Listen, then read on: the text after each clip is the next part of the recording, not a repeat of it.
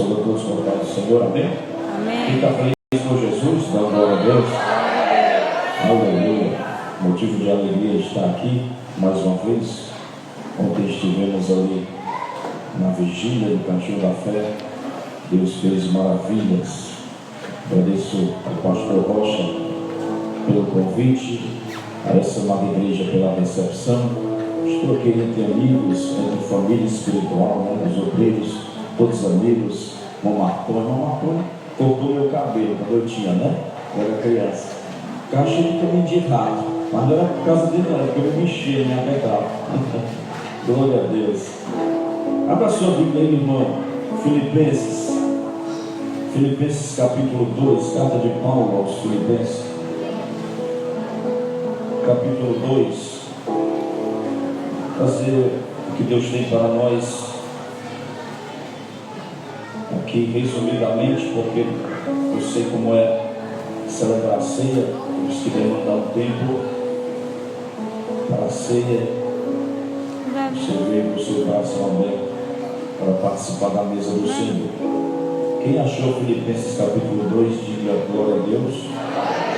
Versículo 5 diz assim: tende em vós o mesmo sentimento que houve em Cristo Jesus, que existindo em forma de Deus, não considerou o fato de ser igual a Deus algo a que devesse se apegar, mas, pelo contrário, esvaziou a si mesmo, assumindo a forma de servo e fazendo-se semelhante aos homens. Assim, na forma de homem, humilhou-se a si mesmo, sendo obediente até a morte e morte de cruz. Por isso, Deus também o exaltou com soberania e lhe deu um nome que está acima de qualquer outro nome, para que ao nome de Jesus se dobre todo o joelho dos que estão nos céus, na terra e debaixo da terra, e toda língua confesse que Jesus Cristo é o Senhor, para a glória de Deus Pai. Glória a Deus. Pode sentar, você que está de pé. Nós estamos diante de uma missiva, uma carta de Paulo aos irmãos da igreja de Filipos. Essa igreja nasceu de uma grande luta que Paulo travou nas fileiras das missões. Ele foi preso, açoitado, mas cantou e adorou e orou ao Senhor juntamente com Silas na prisão. Deus mandou um terremoto e abriu as portas das prisões e quebrou as cadeias. E a partir dali firmava-se uma igreja. Paulo ele está aconselhando, admoestando aos irmãos, dizendo que eles têm que ter o mesmo sentimento que houve em Cristo Jesus. E que sentimento foi esse? Foi o sentimento de se humilhar. A humilhação de Jesus, em primeiro lugar, Paulo está falando aqui, dizendo que ele humilhou-se. Mas como ele se humilhou? Ele se humilhou voluntariamente. Jesus, voluntariamente, ele abriu mão de seus direitos. Ele sempre foi reverenciado, ele sempre foi adorado pelas cortes celestiais, pelos anjos. Ele sempre foi revestido de majestade. Lá em João capítulo 17, versículo 5, a Bíblia diz que ele faz uma oração ao Pai e diz: Pai, agora glorifica-me com aquela glória que eu estive contigo antes da fundação do mundo. Porque a Bíblia diz que ele é o Criador de todas as coisas, das coisas visíveis e invisíveis. E há duas palavras gregas que Paulo usa aqui. A primeira palavra é morfe, a segunda palavra é esquema. Essas duas palavras, elas se traduzem pela palavra forma. Todavia, elas não têm o mesmo significado. Morfe é a palavra essencial de algo que jamais se altera. A palavra esquema é a forma externa, que muda de tempo em tempo e de circunstâncias em circunstância. Mas a palavra que Paulo usa aqui a Jesus é morfe, a questão da forma, é daquilo que não se altera, é daquilo que não muda com o tempo. E dos atributos de Cristo é a imutabilidade. Não tem alteração na sua essência. Jesus, a Bíblia diz que Ele é e sempre foi Deus em sua essência. Ele, em segundo lugar, a Bíblia diz que Ele se esvaziou, que existindo em forma de Deus, não considerou o fato de ser igual a Deus algo que devesse se apegar, mas a Bíblia diz que, pelo contrário, Ele esvaziou-se, dando a ideia aqui de derramar algo de um recipiente até que ele fique vazio. Mas a pergunta é: de que Cristo se esvaziou? De que Jesus se esvaziou? Ele renunciou à sua relação favorável à lei divina, porque ele não conheceu o pecado. Satanás fez de tudo para que Cristo pecasse, com a sua boca, com os seus pensamentos, com os seus sentimentos, com o seu comportamento, mas ele não pecou. A Bíblia diz que ele não conheceu o pecado, mas se fez pecado por nós. Ele era bendito e se fez maldição por nós. Lá em Gálatas, no capítulo 3, versículo 13, a Bíblia diz que Cristo nos resgatou da maldição da lei, tornando-se maldição em nosso favor, pois está escrito: maldito todo aquele que morre pregado no madeiro. De que ele abriu mão, de que ele se esvaziou? Ele renunciou às suas riquezas, ele renunciou tudo, até mesmo a sua própria vida. Ele também renunciou à sua glória celestial. Ele renunciou o seu livre exercício da sua autoridade, porque ele diz: eu não procuro a minha vontade, mas a vontade daquele que me enviou. E depois a Bíblia diz que, além dele se esvaziar, ele assumiu a forma de servo. Jesus serviu. A Bíblia diz em Mateus 10, versículo 45, que Jesus, ele veio para servir. Em Lucas 22, versículo 27, ele diz aos discípulos: entre vós eu sou como aquele que serve. E também em uma certa ocasião, em João capítulo 13, versículos 1 até o 13, a Bíblia diz que Jesus pega uma toalha, cinge os seus lombos, uma bacia de água e começa a lavar os pés dos seus discípulos, dizendo que aquilo ali era uma missão para eles, que eles deveriam servir. Tem um ditado popular bem conhecido que diz que quem não vive para servir não serve para viver. Embora você pode ter um cargo que for na igreja, e eu sempre digo: eu sou pastor, mas eu não deixo de ser servo. Você pode ser doutor, mas você não deixa de ser servo diante de Deus. Por quê? Porque o homem que era acima de todas as coisas, o próprio Deus, ele veio ao mais baixo escalão e serviu para nos dar uma lição de serviço. Aleluia! A Bíblia diz que, além dele se esvaziar, além dele abrir mão dos seus atributos, ele também foi servo. E a Bíblia diz que ele se humilhou, fazendo-se semelhante aos homens. Aleluia! Ele se tornou semelhante aos homens, ou seja, ele suportou tudo aquilo que nós suportamos neste mundo. Você é tentado? Ele também foi tentado. Em Hebreus diz que ele foi tentado em todas as coisas, porém uma diferença: ele não teve pecado, porque ele é um cordeiro imaculado. Ele sofreu, ele teve sofrimentos. 1 Pedro 2,21 diz que Cristo sofreu por nós, deixando-nos exemplo. Ele também teve desapontamento, ele foi desamparado, ele foi abandonado.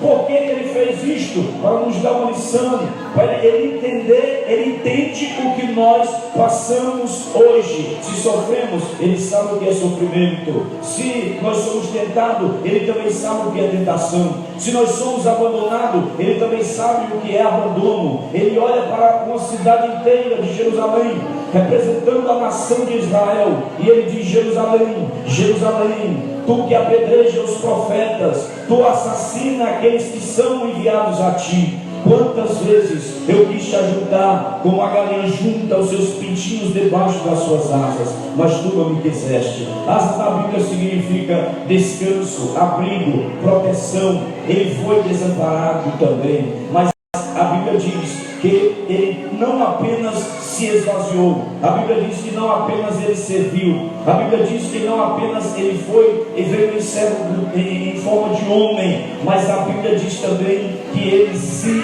sacrificou. E foi uma morte dolorosíssima, a morte de cruz. Era a morte mais lenta, era uma morte muito atroz, porque a pessoa sentia câimbras, asfixia, sentia dores, não poderia estar em uma posição confortável, porque quanto mais crescesse, mais dores sobreviria ao corpo daquele que estava sendo martirizado no Calvário ou no madeiro. A morte de cruz é uma morte ultrajante, porque ele recebia o escárnio da multidão durante o trajeto até chegar no local da sua execução. A morte de cruz era maldita, porque estava escrito na lei, que aquele que morresse no madeiro seria maldito. E outro sim, não poderia pôr o sol com pessoas, com cadáveres pregados no madeiro. E a preocupação dos discípulos era essa, a preocupação de Nicodemos era essa, dos judeus era essa: olha, vai chegar o sábado, não pode amanhecer o dia, não pode, porque o judeu, o dia começa quando nasce o sol. Quando o sol se põe, terminou o dia, então já estava próximo o sol se pôr. Então eles não podem deixar o corpo ali no madeiro, tem que tirar esses corpos, porque vai começar o sábado. Se o sábado chegar e tiver corpo no madeiro, vai ser amaldiçoado o dia de sábado e vai ser amaldiçoado a terra a qual tem um homem morto ali. Então ele corre às pressas, José de Arimateia arranja ali um sepulcro e ele vai, tenta tirar, pega um lençol, pega alguma coisa. Não dava para arrancar com martelo, os pregos eram muito grandes. Talvez o pé de cabra eles usaram, e o corpo de Jesus pendendo ali, alguém numa escada para tentar pegar o corpo dele. Alguém limpa o corpo, enrola nos lençóis, coloca lá dentro do sepulcro. Aleluia. Esse foi o trajeto que Paulo diz, que ele se humilhou. Esse foi o trajeto da humilhação. Só que o texto não para por aí, porque se terminasse aí era uma história triste, se terminasse aí era uma história até constrangedora. Mas Paulo diz que Deus o exaltou soberanamente. Por isso Deus também o exaltou com soberania e lhe deu o nome que está acima de todo o nome. A exaltação de Cristo é obra de Deus. Sabe por quê? Porque a Bíblia diz que Deus exalta aqueles que se humilham. A Bíblia diz que Deus abate o soberbo, mas dá graça ao humilde. A Bíblia diz: humilhai-vos, pois, debaixo da potente mão de Deus, que no seu tempo certo Ele vos exaltará. Aleluia. Deus não deixou Cristo na sepultura, mas o levantou da morte, o levou de volta para o céu e o glorificou. Deus devolveu a Cristo toda a autoridade nos céus e na terra. Deus deu a ele autoridade para julgar e o fez assentar à sua destra. A igreja sabe quem é Cristo, a igreja conhece a identidade divina da deidade de Cristo. Muitos por aí, historiadores, filósofos, escritores, têm uma visão de Cristo. Algumas religiões, por exemplo, há uma religião que diz que Jesus foi apenas o primeiro ser ser criado. Outros dizem que ele é apenas um homem que alcançou o máximo do karma. Ele foi reencarnando, até chegar em estágio de um espírito de luz totalmente aperfeiçoado. Outros dizem que Jesus era apenas um profeta que existiu. Outros dizem que Jesus era um guru. Outros dizem que ele era apenas um sábio. Ainda tem outros, meu Deus, sem noção, que diz que ele foi comunista. Coitado. Mas a igreja, aqui a Assembleia de Deus das Campinas, sabe quem é Cristo, sabe quem é a pessoa de Cristo, porque ele te alcançou quando você não era nada lá no mundo. Ele te resgatou, te purificou, lavou com o seu sangue e te fez um vaso de honra. Aleluia. Quando eu olho para a Bíblia, eu vejo Cristo. Quando eu olho no Antigo Testamento, eu vejo Cristo. Quando eu olho no Novo Testamento, eu vejo o que ele fez por mim, porque na sua vida ele é o meu exemplo, na sua morte ele é minha propiciação, na sua ressurreição ele é um conquistador, na sua ascensão ele é um rei. Abrai portais eternos para que entre o Rei da Glória. E quem é o Rei da Glória? É o Senhor poderoso nas batalhas, o Senhor dos exércitos. Ele é o Rei da Glória.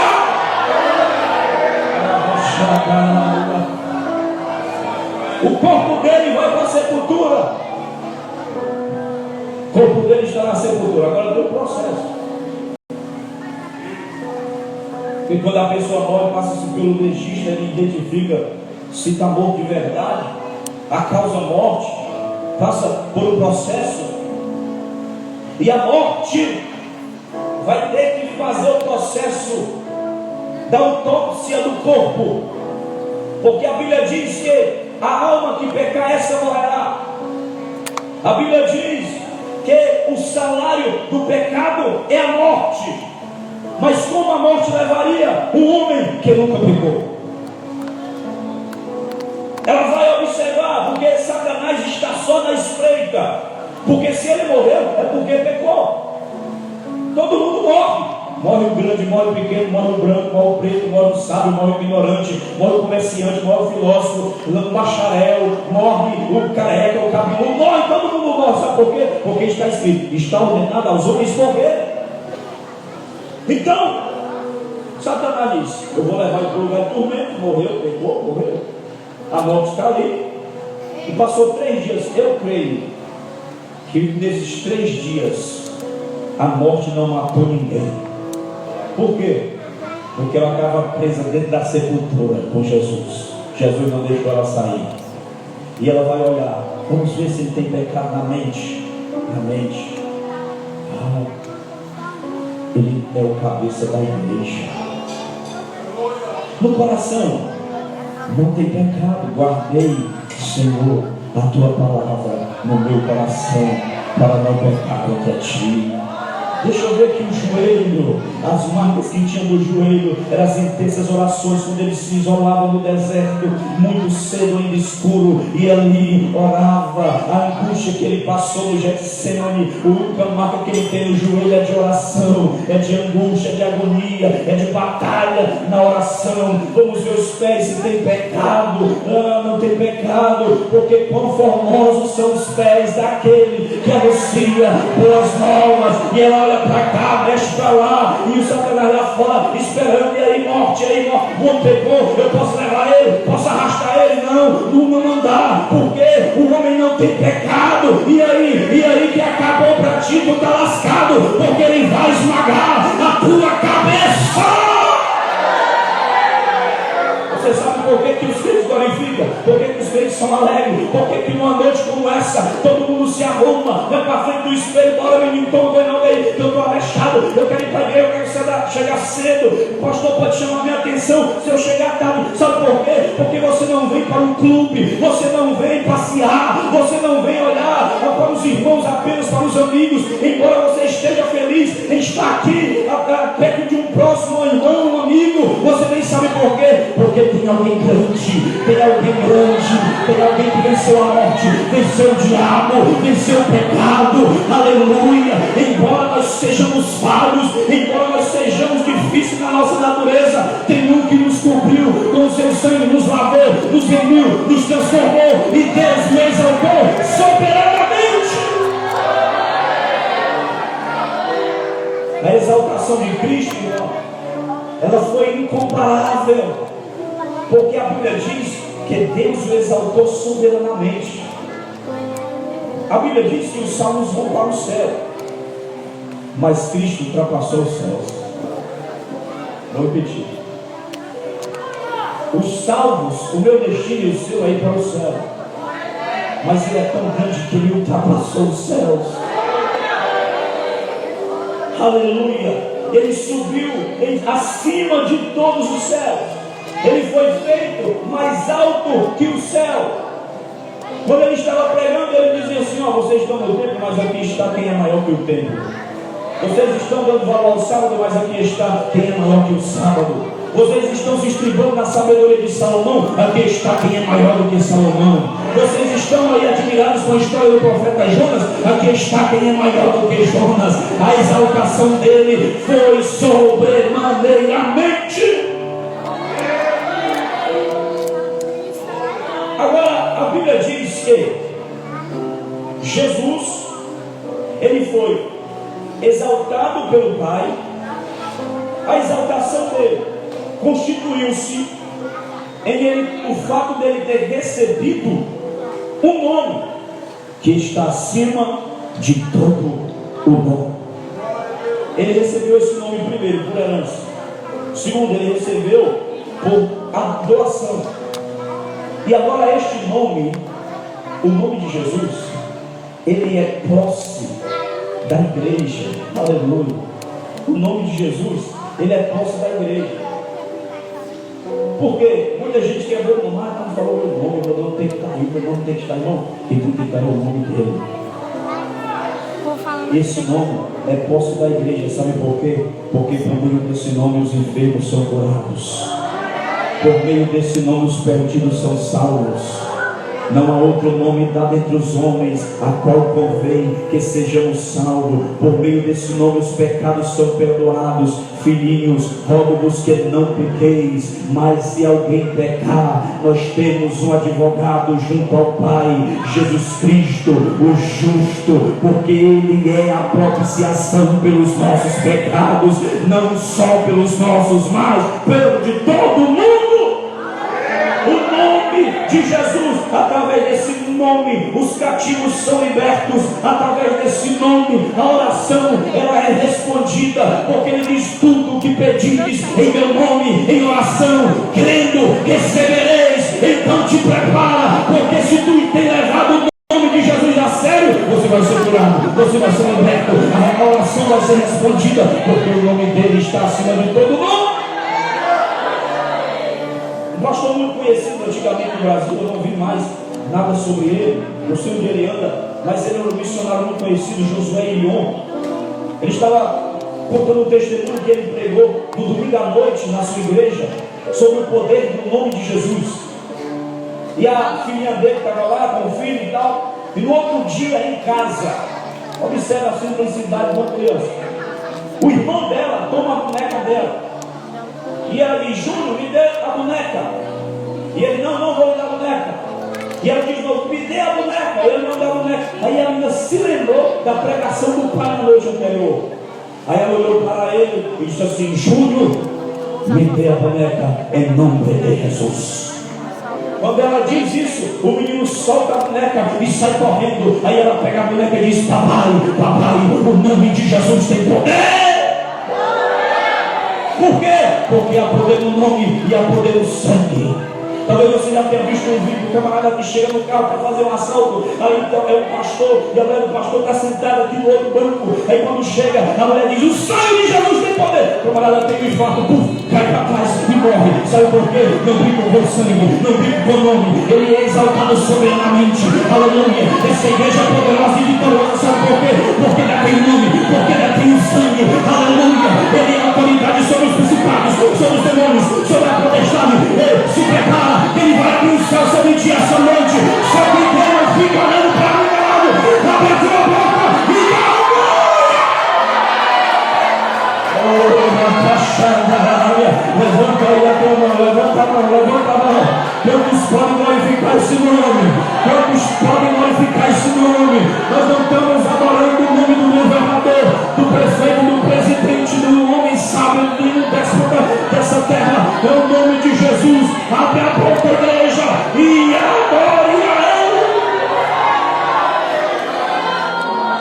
Oh, aleluia.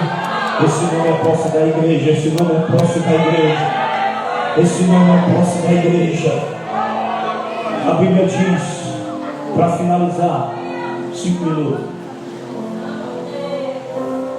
no versículo de número 9, 10, para que ao nome de Jesus se dobre todo o joelho dos que estão nos céus, na terra e debaixo da terra. Observe, essa exaltação final vai ter o seu sentido pleno na segunda volta de Cristo. E na segunda vinda de Cristo, os três mundos vão se dobrar aos seus pés. Porque ele diz: os que estão nos céu, diga céu. Os que estão e os que estão debaixo da terra. Então os que estão nos céus, os anjos, arcanjos, querubins, serafins e os redimidos, os 24 anciãos, os seres viventes, vão estar adorando. Depois a Bíblia diz: na terra, os homens, os sábios, os indultos, os grandes, os pequenos, os filósofos, os poetas, todos eles também vão ter que adorar e dizer que Ele é o Senhor. Debaixo da terra, os demônios, os condenados, aqueles demônios que estão em prisões e em cadeias, todos eles vão se juntar em um só coro e vão ter que reconhecer a adoração ao nome de Jesus. Aqueles homens perversos que subiram ao poder, que usurparam o trono, que mataram crentes, que mataram mais de milhões de judeus, como Hitler, que chegava diante daquela massa alemã e fazia aquele sinal assim e dizia assim: povo alemão, quem é o vosso Deus? E o povo dizia: Heil Hitler, Heil Adolf Hitler é o nosso Deus. Esse ele se achava Deus, também vai ter que dizer quem é o único Deus e o único Senhor. A exaltação de Cristo, ela tem um propósito estabelecido, porque você pensa aí agora nos nomes, dos títulos que Deus deu ao Filho. Ele é o maravilhoso Conselheiro, o Deus forte, o Pai da eternidade, o Príncipe da paz. Ele é o Messias, Ele é o Senhor. Olha que gente, glória a Deus. Ele é o primeiro, o último, o começo, o fim, o alfa e o ômega, o Rei dos reis, Senhor dos senhores, o Deus conosco, aquele que é, que ora, que há de vir. Ele é chamado de povo das ovelhas, o bom pastor, o grande pastor, o sumo pastor, o bispo das nossas almas. Ele é o Cordeiro de Deus que tira o pecado do mundo. Ele é a palavra, Ele é a luz do mundo, Ele é a luz da vida, Ele é a árvore da vida, Ele é a palavra da vida, Ele é o pão que desceu do céu, o Emanuel. Ele é o cabeça de todas as coisas, Ele é a rocha, Ele é o noivo, Ele é a sabedoria de Deus, o nosso redentor, o advogado de Deus, o amado em quem Deus tem prazer. Se Jesus representa todas essas glórias para você, então você tem posse desse nome. Aleluia! Ele é o leão da tribo de Judá, a raiz da geração de Davi. Ele só abre o livro, Ele tem a chave na mão, que abre e ninguém fecha, fecha e ninguém abre. Só quem serve a esse Jesus aqui, a glória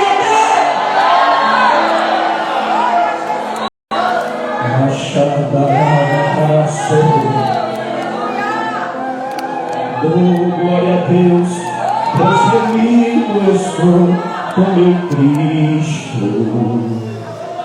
Sou o herdeiro da vida que Ele ganhou.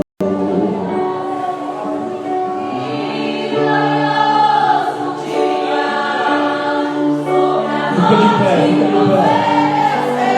Fica de pé.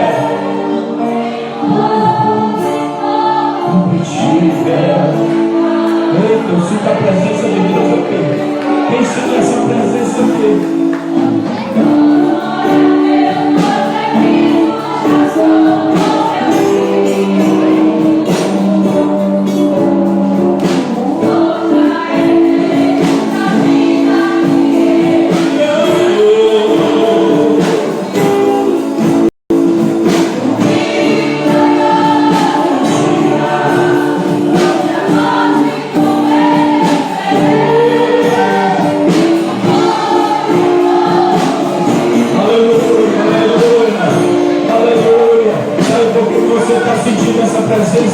porque o nome dele tem toda a autoridade, é porque a presença dele está aqui essa noite.